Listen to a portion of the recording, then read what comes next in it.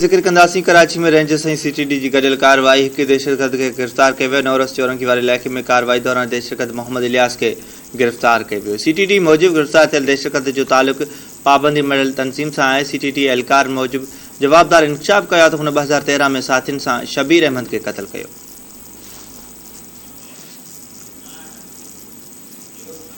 कराची में intelligence ANF जे गॾियल कार्रवाई दौरान 42 किलोग्राम चर्स हथ करण जी दावा कई वई आहे। ANF ज़रिए मूजिबि अल आसिफ स्क्वायर वेझो सिंगल कैबिन गाड़ी जे जांच दौरान 42 किलो चर्स हथ करे जवाबदार खे गिरफ़्तार कयो वियो। गिरफ़्तार कयल जवाबदार मोहम्मद इस्माइल चाकी वारे इलाइक़े जो रहवासी आहे, जंहिं गाड़ी जे ॻुझनि खाननि में चर्स लिकायो हो। ANF तर्जुमान मूजिबि गिरफ़्तार कयल जवाबदार खिलाफ केस दाख़िल करे वधीक जांच जारी है।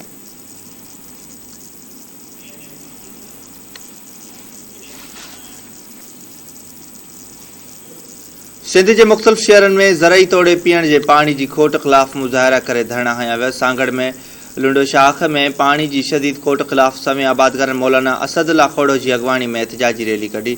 शहदादपुर नवाबशाह रोड ब्लॉक करे छॾियो। बाढे में ज़रई पानी की खोट खिलाफ शहरियन अहमद बशीर नुनारी, फिदा हुसैन तुनियो, असगर अली सारियो, वहीद गाहो की अगवानी में एहतजाज किया वियो। ठुल में जिदोजहद एक्शन कमेटी पारां पीअण जे मिठे पानी की स्कीम मुकम्मल न थियण खिलाफ एहतजाजी मुज़ाहिरो कयो वियो। सुजावल जूने जो सुहारो शाख जे आबादगारन फुलड़ी रेगुलेटर वटि ज़रई पानी खोट सबब एहतजाजी मुज़ाहिरो करे नारेबाज़ी कई। एहतजाज कंदड़ जी अगवानी कंदड़ मंजूर हुसैन डेतो, अब्दुल्ला बिरोही, यहिया मेंगल, गुलाम फारूक लहर ऐं ॿिया करे रहिया हुआ।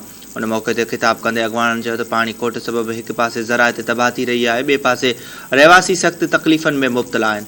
उन्हनि चयो त पंजाब जूं ज़मीनूं आबाद थी रहियूं आहिनि, सिंध जूं ज़मीनूं बंजर बणिजी वयूं आहिनि। उन्हनि आला अख़्तियारियुनि खां मुतालबो कयो त सिंध में पानी जी खोट जो नोटिस फटी आबादगारनि जा मसइला हल कया वञनि। ॿी सूरत में एहतजाज जो दाइरो वधायो वेंदो।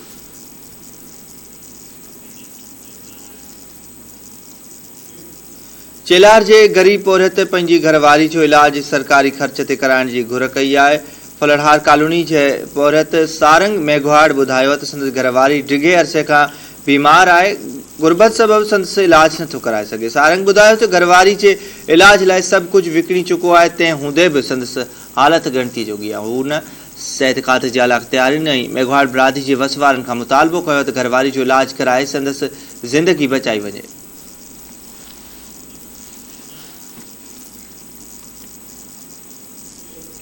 खैरपुर में 4 महीना अॻु मुबैना तौर अगवा कयल नौजवान की बाज़ियाबी लाइ वारसन पारां एहतजाजी मुज़ाहिरो कयो वियो। वारसन मूजिबि अणॼातल जवाबदारनि 4 ॾींहं अॻु संदसि नौजवान ख़लील रहमान पुट रियाज़ शेख खे अगवा कयो आहे, जंहिंजो अञा ताईं पतो पइजी न सघियो आहे। हुननि ॿुधायो त मुख़वी नौजवान मोटरसाइकिल जो मिस्त्री आहे, 4 ॾींहं अॻु घरां निकितो हो त अञा ताईं वापसि न मोटियो आहे। वारसन ॿुधायो त तमामु ग़रीब आहिनि, संदन कंहिं सां बि का दुश्मनी न आहे, जॾहिं त पुलिस बि बाज़ियाबी लाइ असराता क़दम न पई खणे।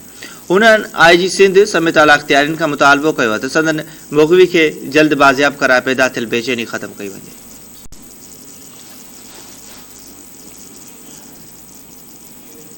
कोटड़ी में 4 ॾींहं अॻु क़त्ल थियल औरत जा जवाबदार गिरफ़्तार न थियण ख़िलाफ़ वारसन पारां कोटड़ी पुल बंद करे एहतजाजी मुज़ाहिरो कयो वियो।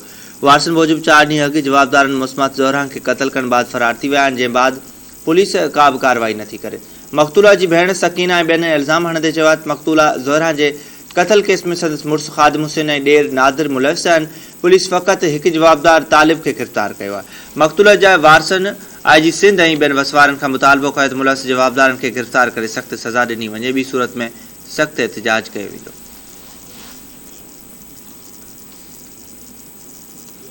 नौशहर फिरोज़ में पेट्रोल के अघन में वाध खिलाफ अवामी जमहूरी पार्टी पारां एहतजाजी मुज़ाहिरो कयो वियो। अगवाननि ज़ुल्फ़कार ऐं ॿियनि ॿुधायो त पेट्रोल के अघन में वाध सबब गरीब माण्हूअ जी ज़िंदगी सख़्त मुतासिर थी वई आहे। हुननि चयो आहे त पेट्रोल अघन में वाध सबब आम वापे जी शयुनि में भी वाध अची वई आहे, जंहिं सबब गरीब खाद खुराक जहिड़े बुनियादी सहूलियतनि खां महरूम थी पिया वञनि। हुननि सिंध जे वॾे वज़ीर समेत आला अख़्तियारियुनि खां मुतालबो कयो तेल जे अघन में वाध जो नोटिस वापसि वठी आम माण्हुनि खे परेशानी खां बचायो वञे।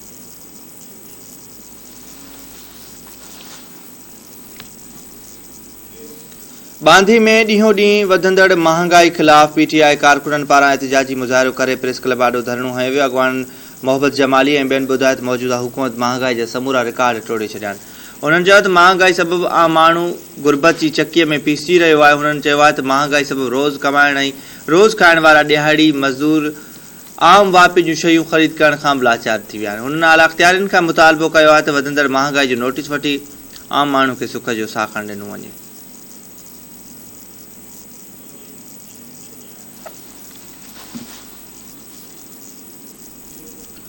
फुलजी स्टेशन में लाइब्रेरी न हुअण ख़िलाफ़ मखतूम बिलावल वेलफेयर एसोसिएशन पारां रैली कढी प्रेस क्लब आॾो एहतिजाजी मुज़ाहिरो कयो वियो।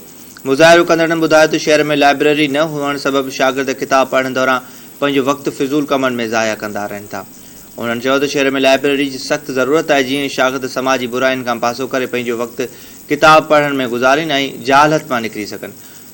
मुज़ाहिरो कंदड़नि ॿुधायो त हू लाइब्रेरी जे क़याम लाइ मुख़्तलिफ़ चूंडियल नुमाइंदनि सां बि राब्तो कयो आहे, पर खेनि सिखणनि आसरनि खां सवाइ कुझु बि नाहे मिलियो। उन्हनि तालीम खाते ऐं ॿियनि आला अख़्तियारियुनि खां मुतालबो कयो त शहर में लाइब्रेरी क़ाइमु करी वञे, जीअं नौजवान जे नस्ल खे तबाह थियण खां बचाए सघिजे।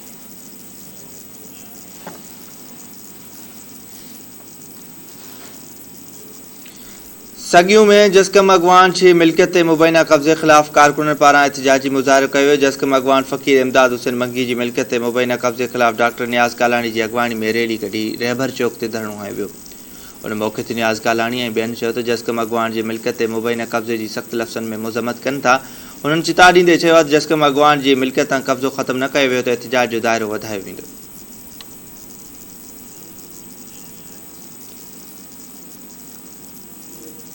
कढण में पीटीआई, जीडीए ऐं नौजवान इतिहाद पारां महांगाई ख़िलाफ़ एहतिजाजी मुज़ाहिरो कयो वियो। नौजवान इतिहाद जे अॻवान महताब खटी, आरिफ अंसारी ऐं ॿियनि मुल्क में महांगाई ख़िलाफ़ प्रेस क्लब आॾो एहतिजाजी मुज़ाहिरो कयो। उन मौक़े ते अॻवाननि सहाफ़ियुनि सां ॻाल्हाईंदे चयो त लुटेरनि पंहिंजो ख़ज़ानो बचाइण लाइ मुल्क गिरवी रखी ग़रीब अवाम जो जीअण जंजाल बणाए छॾियो आहे। अॻवान चयो त रोज़ाने जे ऐं रोज़मरे जी शयुनि जा अघ चोट चढ़ी विया आहिनि। ग़रीब अवाम ॿिनि वेलनि जी मानी लाइ परेशान आहे। उन्हनि हुकूमत खां मुतालबो कयो त महांगाई ते ज़ाब्तो आणे ग़रीबनि खे जीअण जो हक़ ॾिनो वञे।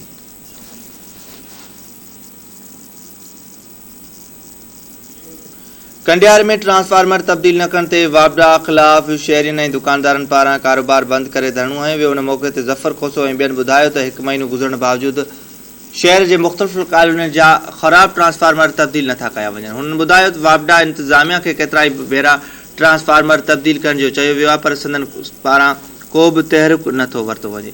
उन्हनि ॿुधायो त ट्रांसफार्मर ख़राब हुअण सबबि शहरी ऐं वापारी सख़्त परेशानी जो शिकार थी विया आहिनि। अॻवाननि ॿुधायो त इलाइक़े में बिजली जी फराहमी मुअतल हुअण सबबि घरनि तोड़े मस्जिदनि में पाणीअ जी सख़्त खोट पैदा थी वई आहे। उन्हनि वापडा जे आला अख़्तियारियुनि खां मुतालबो कयो आहे त ॼाणायल इलाइक़नि जा ट्रांसफार्मर तब्दील करे रहवासियुनि खे पेश ईंदड़ परेशानियुनि खां बचायो वञे। ज़िक्र कंदासीं टंडो रहीम खान ऐं भरपासी में तेज़ बरसाति पवण सबबि काछे जूं नदियूं वही आयूं। गुज़िर राति खीरथर जे जाबलू पट्टी ते तेज़ बरसाति पवण सबबि अंगिए हलेली समेत ॿियूं काछे जूं जाबलू नदियूं पाणीअ सां भरिजी आयूं।